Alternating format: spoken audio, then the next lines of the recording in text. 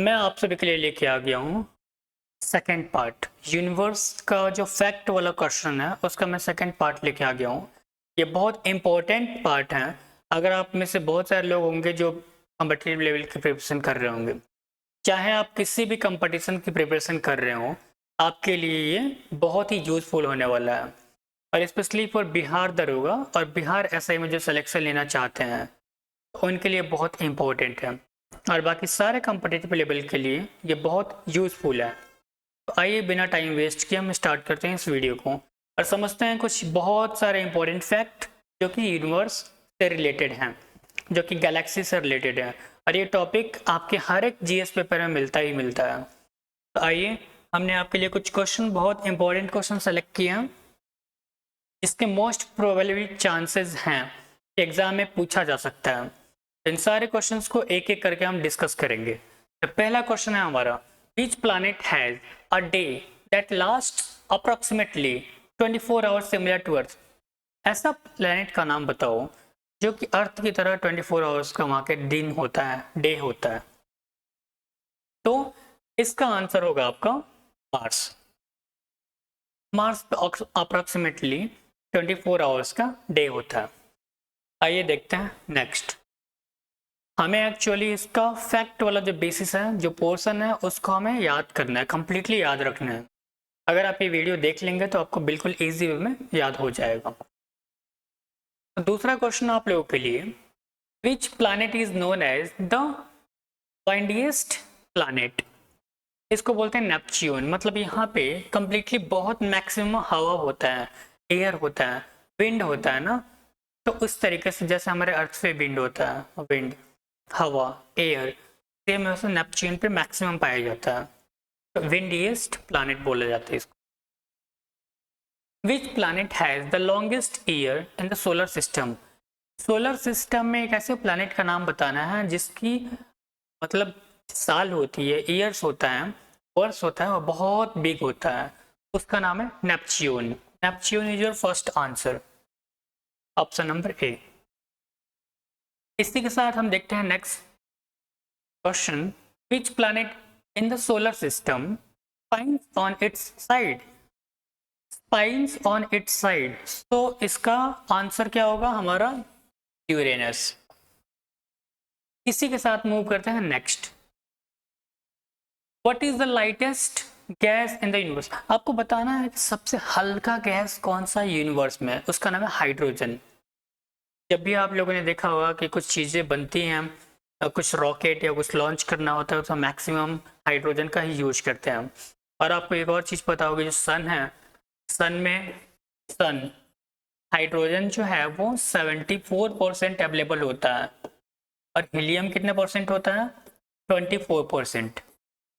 ये दो major gases हैं जो कि सन में पाए जाते हैं। मूव करते हैं नेक्स्ट क्वेश्चन आप लोगों के लिए। अब यहाँ पे पूछा जा रहा है कि ग्रेविटेशनल फोर्स का, ग्रेविटेशन का डिस्कवरी किसने किया था। ग्रेविटेशनल का डिस्कवरी न्यूटन ने किया था, ऐसा बोला जाता है, और ऐसा फिजिक्स में बताया भी जाता है कि न्यूटन ने ग्रेविटेशन का डिस्कवरी किया था। The sun generates energy through which process. Sun किस प्रोसेस के थ्रू एनर्जी को जनरेट करता है, तो न्यूक्लियर फ्यूजन। मतलब जो रिएक्शन होता है ना, न्यूक्लियर फ्यूजन आपका फर्स्ट आंसर हो जाएगा। हम एक टॉपिक को, हमने आपको इसकी डिटेल्ड वीडियो बता रखी है, प्रीवियस वीडियो, अगर आप प्रीवियस लेक्चर्स आप चेक करेंगे, सर्च करेंगे यूट्यूब पे, बिहार एग्जाम्स दरोगा स्पेशल चैनल का नाम है, तो आपको डिटेल में वीडियो मिल जाएगी। अभी हम उन्हीं सारे पैटर्न से आपके लिए एमसीक्यू फॉर्मेट लेके आ गए हैं और उसके बारे में डिस्कशन कर रहे हैं। Which planet is known as the Roman god of war. Roman god of war के नाम से किस प्लैनेट को जानते हैं, आइए देखते हैं ऑप्शन क्या बोलता है।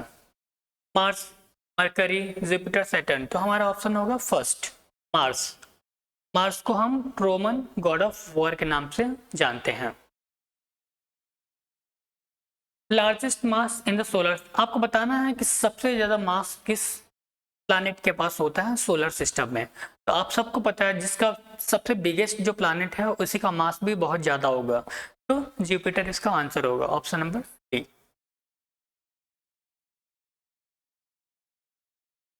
Largest asteroid in the solar system, आपको बताना है कि यूनिवर्स में सबसे लार्जेस्ट एस्ट्रॉयड कौन सा है।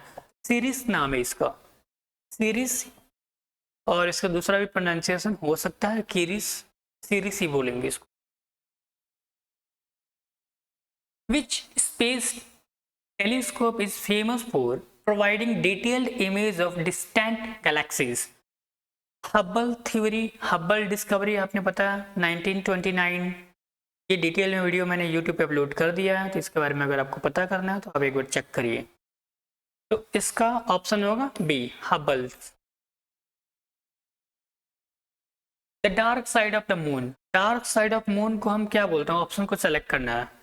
Faces away from the earth, face थोड़ा अर्थ से दूर होता है इसलिए हम बोलेंगे क्या, dark side of moon. What causes the faces of moon, faces of moon जो होता है उसका कॉज क्या होता है, अर्थ, बस सिंपल सा। Moons orbit around the earth, यहाँ पे ऑप्शंस ध्यान से हम चेक करेंगे, क्योंकि जो आपके पेपर होंगे ये प्री के पेपर हो सकते हैं मेंस के, तो कई एग्जाम स्टेट पीसीएस कैसे होते हैं जिसमें आपको, जैसे बिहार एसआई का, उसमें आपको देना होता है ऐसे कुछ फॉर्मेट मिलती है, एमसीक्यू पैटर्न मिलता है, तो उसके बेसिस पे आपको क्या करना होता है, रिप्लाई करना होता है, आंसर करना होता है। ऑप्शंस में लेंगे तो आपको राइट आंसर को टिक करना है। Which of these planets does not have any natural satellite? कौन सी ऐसी प्लैनेट है जिसके पास कोई भी अपना खुद का सैटेलाइट नहीं होता है, that is known as Venus, option number C.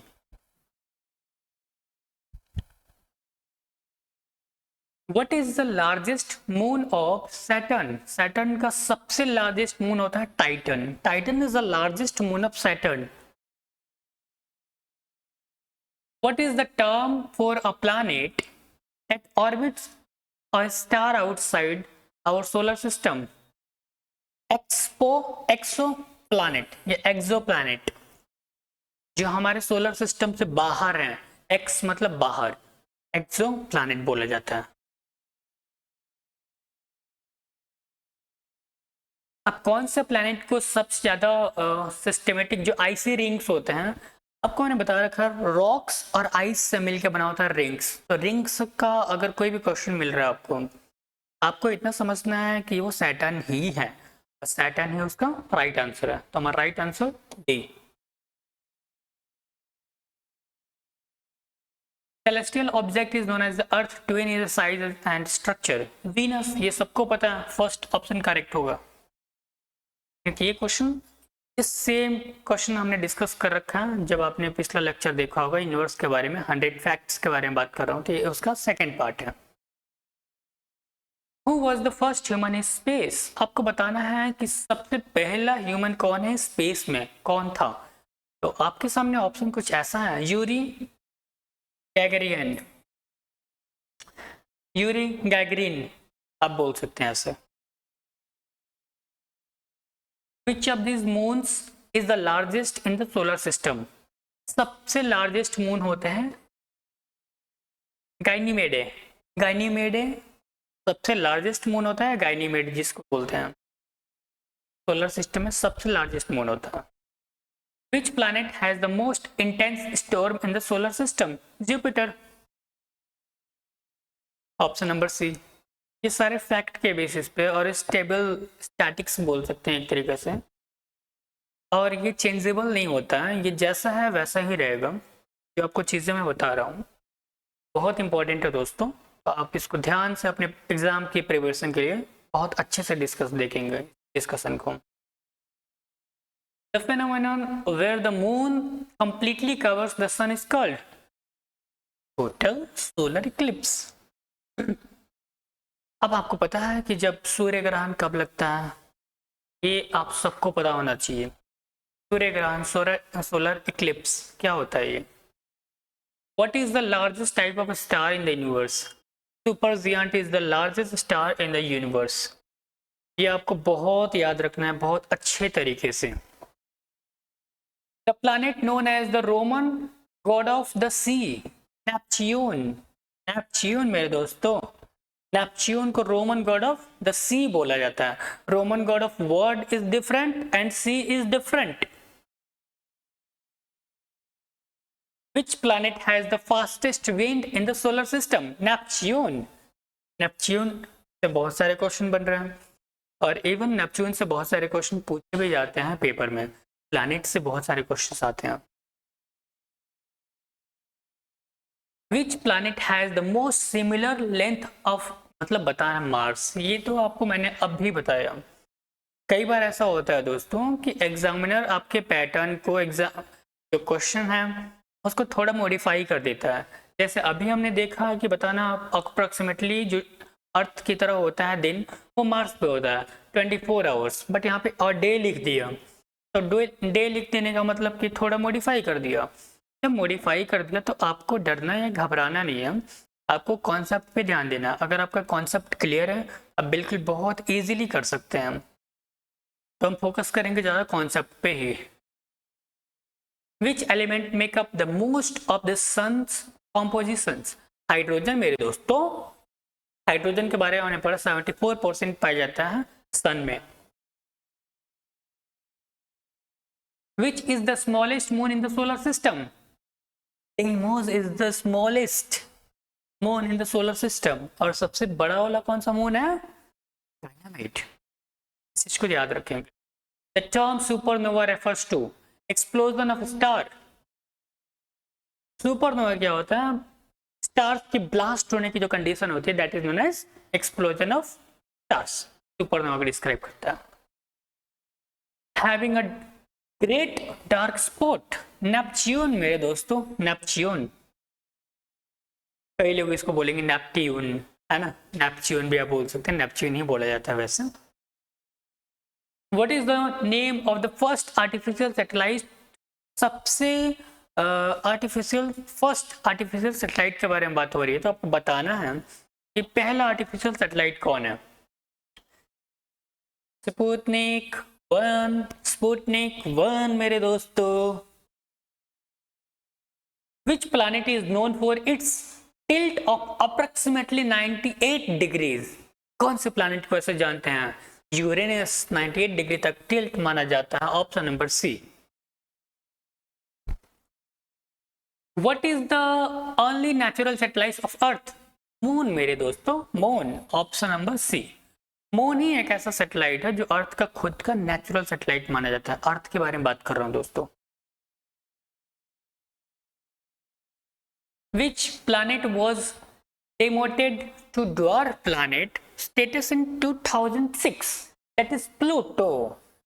Pluto को आप एक और फैक्ट जानते हैं, प्लूटो को हमने मतलब उसके पास खुद का जो मून होता है वो नहीं है, एंड देन वो उसको हमने प्लैनेट की कैटेगरी से निकाल दिया है, क्योंकि प्लैनेट वाला जो लक्षण है, सिम्टम्स होते हैं, ये इसमें साइंटिस्टों ने देखा कि नहीं है और ये खत्म हो चुका है, इसलिए वहां से प्लैनेट की कैटेगरी से इसको हटा दिया गया।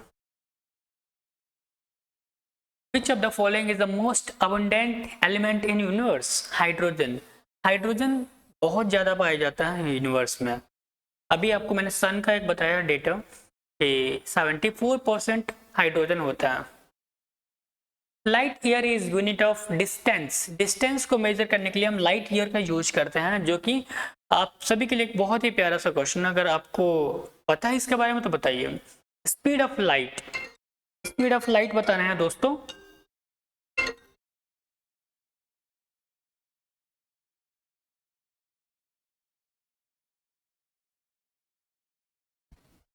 जैसे मैंने आप लोगों के लिए बोला कि स्पीड ऑफ लाइट बताना है कि लाइट की स्पीड क्या होती है। इसी के साथ बढ़ते हैं नेक्स्ट क्वेश्चन के लिए। Which planet has the most extreme seasons in the solar system? Uranus. बहुत सारे सीजन होते हैं एक्सट्रीम लेवल के पास, यूरेनस के पास। The largest crater in the solar system is found on the celestial body. In which celestial body? Mars. हम Mars के पास बहुत सारे सेलेस्टियल बॉडीज पाए जाते हैं। ये आपको ऐसे ये सारी इस टाइप के क्वेश्चंस हैं जिसको आपको एज इट इज़ याद रखना है। और बहुत सारे चांसेस होते हैं, बहुत मैक्सिमम चांसेस होते हैं कि आपके बोर्ड में, आपके पेपर में, आपके एग्जाम में, आपके कॉम्पिटिटिव लेवल में वो पूछा जा सकता है। Which planet has a day longer than its year? Venus. Venus के पास अपने जो खुद का दिन होता है वो 1 साल से बहुत बड़ा होता है। ये भी क्वेश्चन हम लोगों ने कर रखा है। Which of the following is the smallest type of star in this universe? Neutron star is the smallest star माना जाता है इसको, बहुत छोटे स्टार माना जाता है। और सबसे बड़े स्टार को क्या बोलते हैं दोस्तों? अगर आपको पता है तो कमेंट करके बताइए। What do we call the outermost layer of sun? Corona. आप में से बहुत सारे लोग ऐसे बोलेंगे कि कोरोना अभी एक 2020 में 2029 में ही एक कोरोना डिजीज था जो कि आया हुआ था, बहुत सारे लोग प्रॉब्लम में थे उससे, बहुत डेंजरस बीमारी थी, वायरस था। Which planet has the shortest orbit around the sun? Mercury having shortest orbit around the sun. Mercury थोड़ा नियर भी है। Which planet is known for having retrograde rotation? Venus. अगर आप में से ये टर्म रेट्रोग्रेड रोटेशन क्या होता है नहीं पता है, अभी जान लीजिए, एक वीडियो जाके देख लीजिए जो कि ऑलरेडी अपलोडेड है यूट्यूब। ये जो भी मैं आपको बता रहा हूँ ये सब कुछ डिटेल्ड में मैंने क्या करा है कि अपलोड कर दिया है, एक बहुत फॉर्मेट में लेक्चर अपलोड कर दिया है, तो उस चीज़ को आप एक बार जाके देख लीजिए। The process by which star generate their energy is called nuclear fusion. Nuclear fusion के थ्रू ही स्टार्स क्या करते हैं, अपनी एनर्जी जनरेट करते हैं। इसी के साथ देखते हैं next, Which star is nearest to the sun after the Proxima Centauri? मेरे दोस्तों Proxima Centauri हम लोगों ने डिस्कशन कर रखा है। Which is the coldest planet in the solar system? Uranus. Of course, Uranus is the coldest planet in the universe. Which type galaxy spiral होता है? मिल्की वे कहीं भी है स्पाइरल, बस ये हमने कर रखा है।